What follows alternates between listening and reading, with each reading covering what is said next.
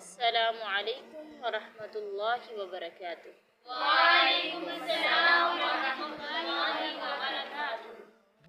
अल्हम्दुलिल्लाह अल्हम्दुलिल्लाहि वकफ़ा वस्सलातु वस्सलामु अला मन ला नबिय्य बअद अम्मा बअद फ़अऊज़ु बिल्लाहि मिनश शैतानिर रजीम बिस्मिल्लाहिर रहमानिर रहीम। आज हम लेक्चर नंबर 13 का आगाज़ कर रहे हैं। आज के लेक्चर में हम हज़रत फ़ातिमातुज़ ज़हरा की सीरत पे बात करेंगे। अल्हम्दुलिल्लाह बिफ़ज़्लिल्लाहि ताला हमारे 12 लेक्चर कंप्लीट हुए। अल्लाह की तौफ़ीक़ और मदद से, आपके शौक़ और जज्बे से, आपके साथ की वजह से हम कोई काम कर पा रहे हैं। और अल्लाह ताला से दुआ है कि अल्लाह ताला तमाम स्टूडेंट्स को, तमाम नाज़रीन को इसी तरह दिल जमी से इस कोर्स को, इन वीडियोस को देखने की अल्लाह ताला तौफ़ीक़ अता फ़रमाए, ताकि नबी सल्लल्लाहु अलैहि वसल्लम की सहाबियात का जो ये हमने कोर्स शुरू किया है, इसे पाया तकमील तक पहुंचा सके। और वीडियो को शुरू करने से पहले आपसे एक रिक्वेस्ट है कि चैनल को सब्सक्राइब करें, ताकि हर आने वाली वीडियो का नोटिफिकेशन आप तक पहुंच जाए। जब भी वीडियो अपलोड करें, आप तक उसका नोटिफिकेशन पहुंच जाए। जब वीडियो पहुंचे तो वीडियो को देखें, वीडियो को लाइक करें, शेयर करें और कमेंट में बताएं कि आपको वीडियो में से क्या चीज़ बेहतरीन लगी है, क्या चीज़ आपको अच्छी लगी है, ताकि दूसरे लोग भी इससे मुस्तफ़ीद हो सके।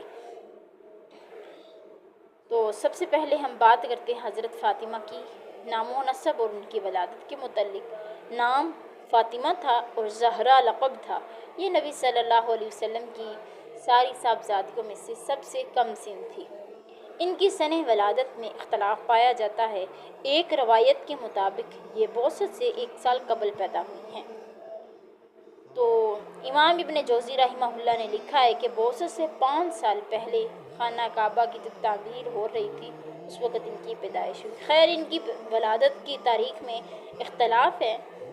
तो नाम इनका ज़हरा फ़ातिमा है, लक़ब इनका ज़ाहिरा है। नबी सल्लल्लाहु अलैहि वसल्लम की सारी साहबज़ादियों में से छोटी हैं।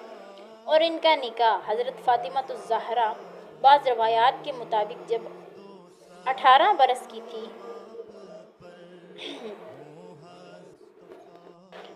ज़ुल्हज्जा 2 हिजरी में नबी सल्लल्लाहु अलैहि वसल्लम ने हज़रत अली रज़ी अल्लाह ताला अन्हु के साथ हज़रत फ़ातिमा का निकाह कर दिया।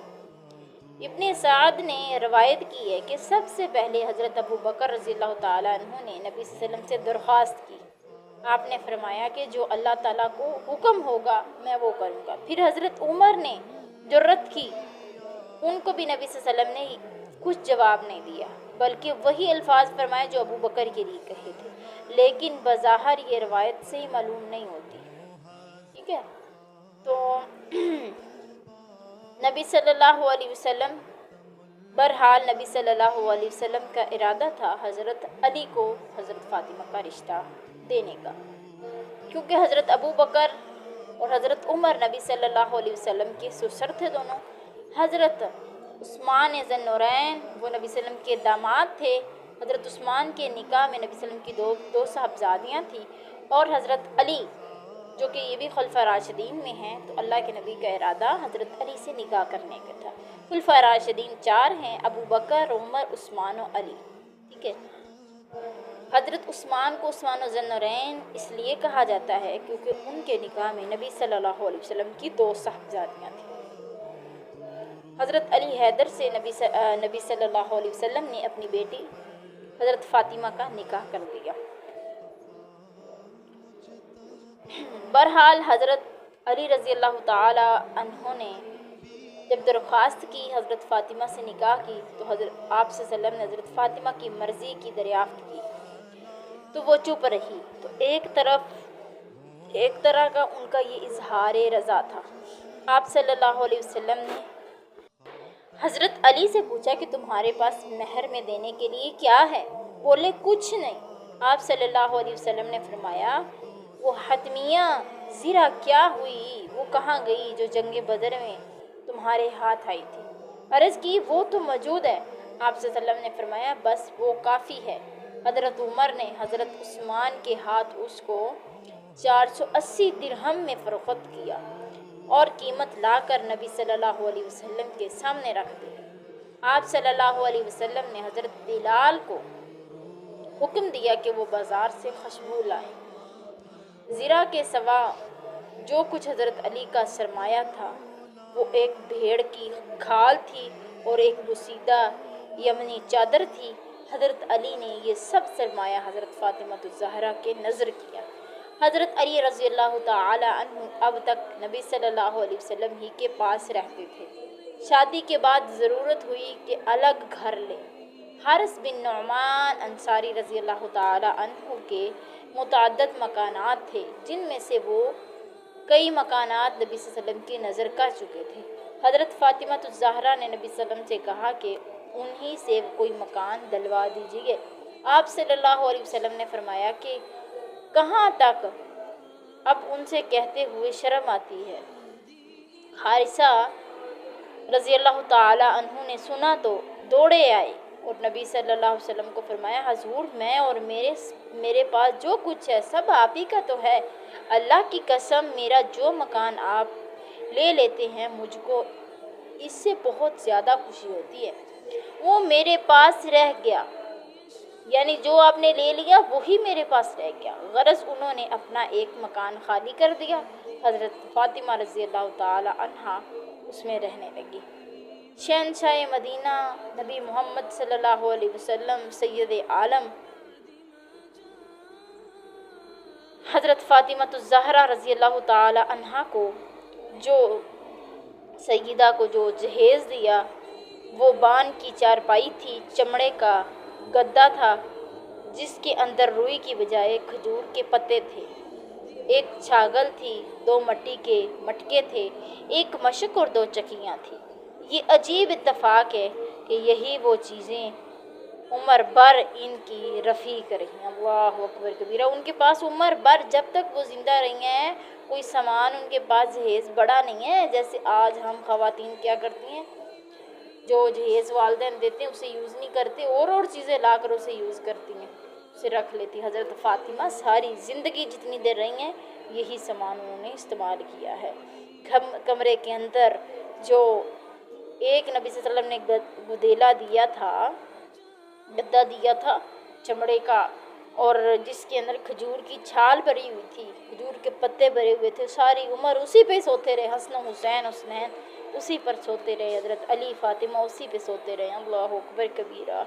حضرت فاطمہ جب نئے گھر میں چلی گئی تو نبی صلی اللہ علیہ وسلم ان کے پاس تشریف لے گئے، دروازے پر کھڑے ہو کر اجازت مانگی، پھر اندر آئے، ایک برتن میں پانی منگوایا، دونوں ہاتھ اس میں ڈالے اور حضرت علی رضی اللہ تعالی عنہ کے سینہ اور بازوں پر پانی چھڑکا، پھر حضرت فاطمہ رضی اللہ تعالی عنہ کو بلایا، وہ شرم سے لڑکھڑاتی آئی اور ان پر بھی پانی چھڑکا اور فرمایا کہ میں نے اپنے خاندان میں بہتر شخص سے تمہارا نکاح کیا ہے۔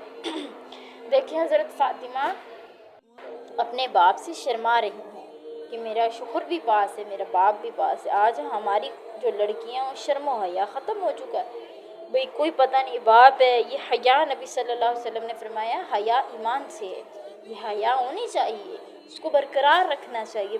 بالکل بھئی شوہر جو ہے شوہر ہے، سب کو پتہ ہے کہ یہ ایسا رشتہ ہے جس میں میاں بیوی ایک ہوتے ہیں، مرد اپنی بیوی کا لباس، بیوی اپنی شوہر کا لباس ہوتی ہے، یہ سب کو پتہ ہے، لیکن کچھ حیا بھی ہونی چاہیے۔ اللہ اکبر۔ حضرت فاطمہ سے نبی صلی اللہ علیہ وسلم نے کہا بیٹا میں نے تمہاری شادی اپنے خاندان میں سے سب سے بہتر آدمی سے کی ہے، پریشان نہیں ہونا۔ حضرت فاطمہ رضی اللہ تعالیٰ عنہ کی عمر کے مطابق ایک روایت ہے کہ 29 سال ان کی عمر تھی جب نبی صلی اللہ علیہ وسلم نے اس جہاں سے رحلت فرمائی۔ حضرت فاطمہ نبی صلی اللہ علیہ وسلم کی محبوب ترین اولاد تھی۔ اب صرف وہی باقی رہی تھی، ساری اولاد جو کہ نبی صلی اللہ علیہ وسلم کی فوت ہو چکی تھی، ان کو صدمہ بھی اوروں سے زیادہ ہوا۔ وفات سے پہلے ایک دن نبی صلی اللہ علیہ وسلم نے انہیں بلایا، تشریف لائی تو ان سے کچھ کان میں باتیں کی، وہ رونے لگی، پھر بلا کر کچھ کان میں کہا تو وہ ہنس پڑی۔ حضرت عائشہ رضی اللہ تعالیٰ عنہ نے دریافت کیا تو کہا پہلی دفعہ آپ نے فرمایا میں اس مرض میں انتقال کر جاؤں گا، اس دنیا سے رخصت ہو جاؤں گا، تو جب میں رونے لگی فرمایا کہ میرے خاندان میں سے سب سے پہلے تم ہی ہوگی جو آ کر مجھے ملوگی تو میں ہنسنے لگی۔ فاطمہ رضی اللہ تعالی عنہا کے رونے اور ہنسنے کی یہ وجہ تھی۔ وفات سے پہلے جب بار بار نبی صلی اللہ علیہ وسلم پر غشی طاری ہوتی تو حضرت فاطمہ رضی اللہ تعالی عنہا یہ دیکھ کر بولتی وَأَقْرَبَ أَبَاهُ، ہے میرے باپ کی بے چینی، ہے میرے باپ کی یہ بے چینی مجھے دکھ دے رہی ہے، میرے باپ کتنی تکلیف محسوس کر رہے ہیں۔ آپ صلی اللہ علیہ وسلم نے فرمایا تمہارا باپ آج کے بعد بے چین نہیں ہوگا۔ آپ صلی اللہ علیہ وسلم کا انتقال ہوا، حضرت فاطمہ رضی اللہ تعالی عنہا پر ایک مصیبت ٹوٹ پڑی۔ اسد الغابہ میں لکھا ہے کہ جب تک زندہ رہی کبھی انہوں نے تبسم نہیں کیا، کبھی وہ مسکرائی نہیں۔ صحیح البخاری میں لکھا ہے جب صحابہ کرام نعش مبارک کو دفن کر کے واپس آئے نا تو حضرت فاطمہ کہتی ہیں، حضرت انس سے پوچھتی ہیں کیا تم کو رسول اللہ صلی اللہ علیہ وسلم پر خاک ڈالتے ہوئے اچھا معلوم ہوا تھا؟ اے بلال تم تو نبی صلی اللہ علیہ وسلم پر جان نچھاور کرتے تھے۔ اے ابو بکر تم تو نبی صلی اللہ علیہ وسلم کے اتنے قریبی دوست تھے، نبی صلی اللہ علیہ وسلم پر جانیں قربان کرنے والے تھے، تم نے کیسے محسوس کیا، تم نے کیسے پسند کیا اپنے محبوب پر مٹی ڈالنا؟ حضرت عمر سے پوچھتی ہیں اللہ اکبر کبیرہ، کیا وہ لمحات ہوں گے، کتنے دکھ بڑے وہ لمحات ہوں گے جب حضرت فاطمہ رو رہی ہوں گی باپ کی جدائی میں، جب صحابہ اکرام سے پوچھ رہی ہوں گی، سب سے پوچھ رہی ہوگی باری باری کہ میرے بابا کو تم دفنائے ہو، ان پر مٹی ڈال آئے ہو۔ اللہ اکبر کبیرہ۔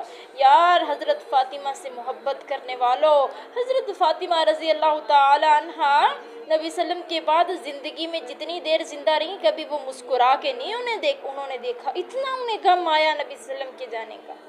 نبی صلی اللہ علیہ وسلم کے انتقال کے بعد معراج کا مسئلہ پیش آیا۔ حضرت عباس رضی اللہ تعالی عنہ، حضرت علی اور ازواج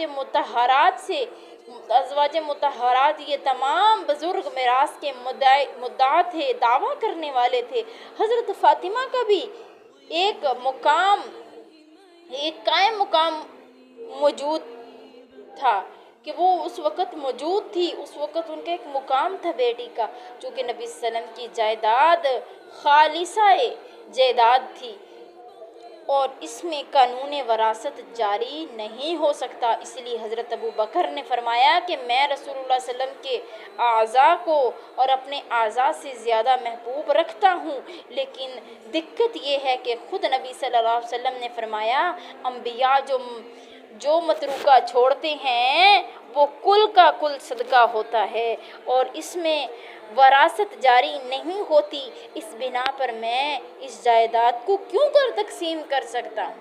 البتہ نبی صلی اللہ علیہ وسلم کی زندگی میں اہل بیت جس حد تک اس سے فائدہ اٹھاتے تھے اب بھی اٹھا سکتے ہیں۔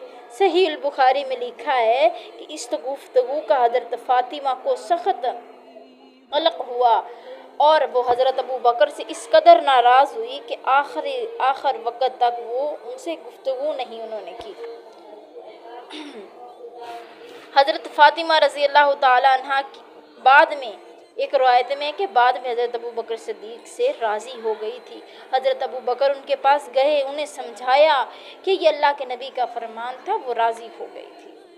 آج جو یہ حضرت صحابہ اکرام کے بارے میں غلط الفاظ بولنے والے ہیں انہیں سمجھانا چاہیے، انہیں سمجھ جانا چاہیے کہ حضرت فاطمہ وہ بھی ایک انسان تھی، شاید کہ انہیں یہ والی بات نہ پہنچ سکی ہو کہ فاطمہ رضی اللہ تعالی عنہ کو کہ انبیاء کی جو میراث ہوتی متروکہ ہوتا ہے جو وہ چھوڑ کے جاتے ہیں وہ سب کا سب صدقہ ہو جاتا ہے۔ جب انہیں اس چیز کا علم ہوا، ابو بکر نے جب بتائی، انہوں نے وہ گھر چلی گئی اور حضرت ابو بکر پھر گھر جا کے انہیں بتایا، پھر سمجھایا، وہ راضی ہو گئی۔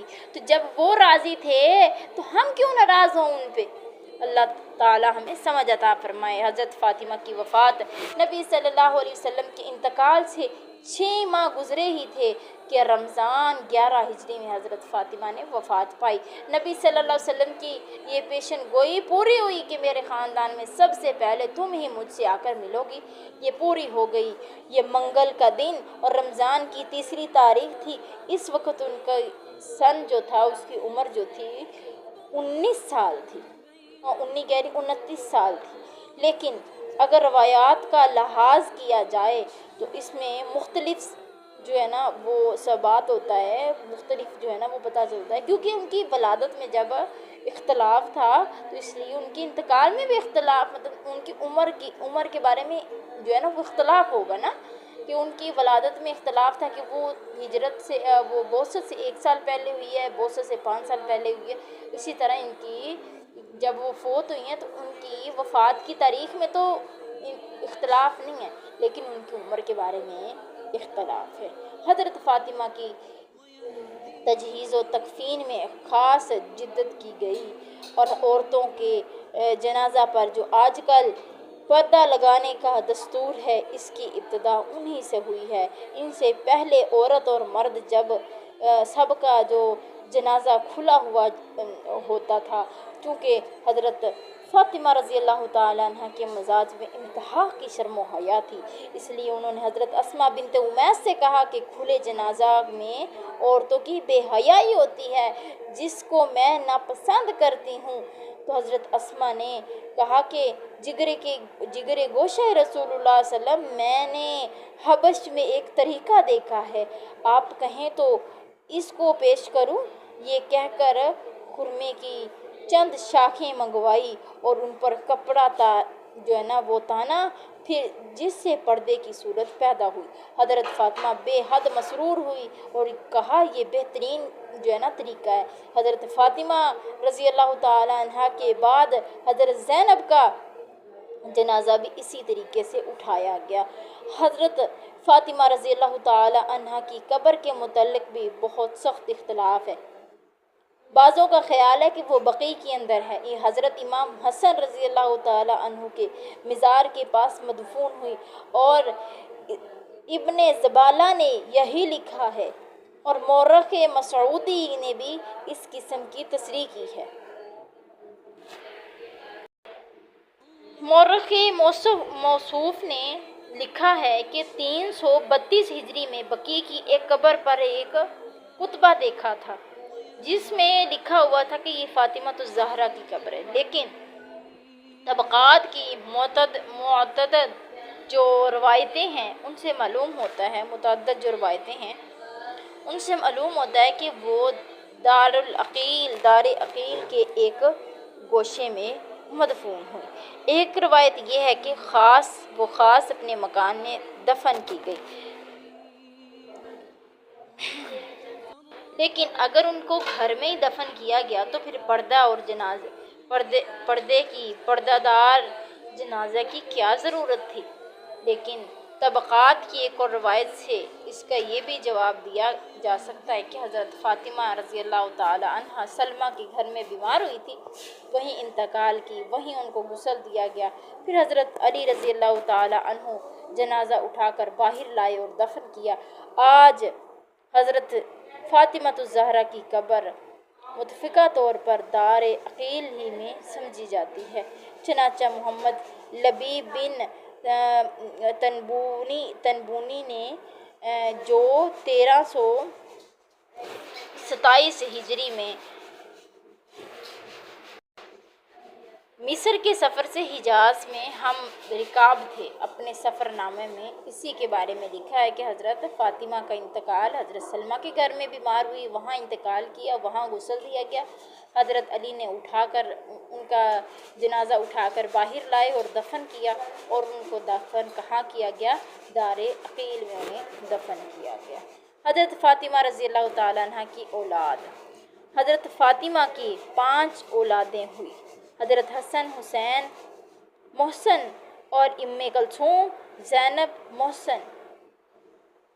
محسن نے بچپن میں ہی انتقال کیا۔ حضرت زینب، حضرت حسن اور حضرت حسین کلثوم اہم واقعات کے لحاظ سے تاریخ میں مشہور ہیں۔ نبی صلی اللہ علیہ وسلم کو ان سب سے نہایت محبت تھی۔ حضرت علی رضی اللہ تعالیٰ عنہ اور حضرت فاطمہ بھی ان سے بہت محبت کرتے تھے۔ نبی صلی اللہ علیہ وسلم کی صاحبزادیوں میں حضرت فاطمہ الزہرا کو یہ شرف حاصل ہے کہ ان سے آپ صلی اللہ علیہ وسلم کی نسل باقی رہی۔ حلیہ حضرت فاطمہ الزہرا کا حلیہ مبارک جناب رسالت پناہ نبی محمد صلی اللہ علیہ وسلم سے ملتا جلتا تھا۔ حضرت عائشہ رضی اللہ تعالیٰ عنہ کا قول ہے کہ حضرت فاطمہ کی گفتگو، لب و لہجہ کا طریقہ بالکل نبی صلی اللہ علیہ وسلم کی ہی طرح تھا، اور رفتار میں بھی بالکل نبی صلی اللہ علیہ وسلم کی طرح وہ رفتار میں چلتی تھی۔ فضل و کمال حضرت فاطمہ رضی اللہ تعالیٰ عنہ سے کتب احادیث میں 18 روایتیں منقول ہیں، جن کو بڑے بڑے جلیل القدر صحابہ کرام رضوان اللہ علیہم اجمعین نے ان سے روایت کیا۔ حضرت علی بن ابی طالب، حضرت حسن، حضرت حسین، حضرت عائشہ، حضرت کلثوم، حضرت سلمہ، حضرت رافع، حضرت انس بن مالک ان احادیث کو روایت کرنے والے ہیں۔ حضرت علی رضی اللہ تعالیٰ عنہ کسی سفر میں گئے، واپس آئے تو حضرت فاطمہ نے قربانی کا گوشت پیش کیا۔ ان کو عذر ہوا، فرمایا حضرت فاطمہ نے کہا کہ اس کے کھانے میں کوئی حرج نہیں ہے، نبی صلی اللہ علیہ وسلم نے اس کی اجازت دی تھی۔ اسی طرح ایک مرتبہ نبی صلی اللہ علیہ وسلم ان کے ہاں گوشت تناول فرما رہے تھے کہ نماز کا وقت آ گیا۔ نبی صلی اللہ علیہ وسلم اسی طرح اٹھ کھڑے ہوئے، چونکہ ایک مرتبہ آپ نے فرمایا تھا کہ آگ کی پکی ہوئی چیز کھانے سے وضو ٹوٹ جاتا ہے، اس لیے حضرت فاطمہ رضی اللہ تعالی عنہا نے دامن پکڑا اور آپ صلی اللہ علیہ وسلم کو وضو کے لیے لے گئی۔ ارشاد ہوا کہ بیٹی، وضو کی ضرورت نہیں، تمام اچھے کھانے آگ ہی پر پکتے ہیں۔ حضرت فاطمہ نبی صلی اللہ علیہ وسلم کی محبوب ترین اولاد تھی۔ آپ صلی اللہ علیہ وسلم نے فرمایا، فاطمہ تو بضاعت منی فمن اغضبها فقد اغضبنی، کہ فاطمہ میرے جسم کا ایک حصہ ہے، جو اس کو ناراض کرے گا وہ مجھے ناراض کرے گا۔ ابو جہل کی لڑکی کو حضرت علی رضی اللہ تعالیٰ عنہ نے اپنے ان سے نکاح کرنا چاہا۔ حضرت علی نے نکاح کا پیغام بھیجا تھا، تو نبی صلی اللہ علیہ وسلم کی بارگاہ میں جب اطلاع ہوئی نا، تو نبی صلی اللہ علیہ وسلم ممبر پر چڑھے اور خطبہ ارشاد فرمایا کہ آل شام حضرت علی بن طالب سے اپنی بیٹی کا عقد کرنا چاہتی ہے، اور مجھ سے اجازت مانگتی ہے، لیکن میں اجازت نہ دوں گا اور کبھی نہ دوں گا، البتہ ابن ابی طالب حضرت علی میری بیٹی کو طلاق دے دے، اس کی لڑکی سے نکاح کر سکتے ہو۔ فاطمہ میرے جسم کا ایک ٹکڑا ہے، جس نے اس کو اذیت دی اس نے مجھے اذیت دی۔ حضرت علی رضی اللہ تعالیٰ عنہ نے پوری زندگی جب تک حضرت فاطمہ رہی ہیں تو تب تک کوئی دوسری شادی نہیں کی تھی۔ یہ تھی حضرت فاطمہ الزہرا۔ اللہ تعالیٰ ہمیں ان عظیم ہستیوں کی سیرت کو پڑھ کر سمجھ کر ہمیں بھی عمل پیرا ہونے کی توفیق عطا فرمائے۔ بڑی شرم و حیا والی تھی حضرت فاطمہ رضی اللہ تعالی عنہا۔ ایک دفعہ حضرت علی چل رہے تھے، تو چلتے چلتے حضرت فاطمہ حضرت علی کے آگے چل رہی ہیں، حضرت علی پیچھے۔ حضرت علی بڑے حیران ہوئے، پوچھا یہ کیا ہے؟ کہتی ہیں کہ میرے قدموں پہ آپ چل رہے ہیں نا، تو میرے قدموں کے نشانات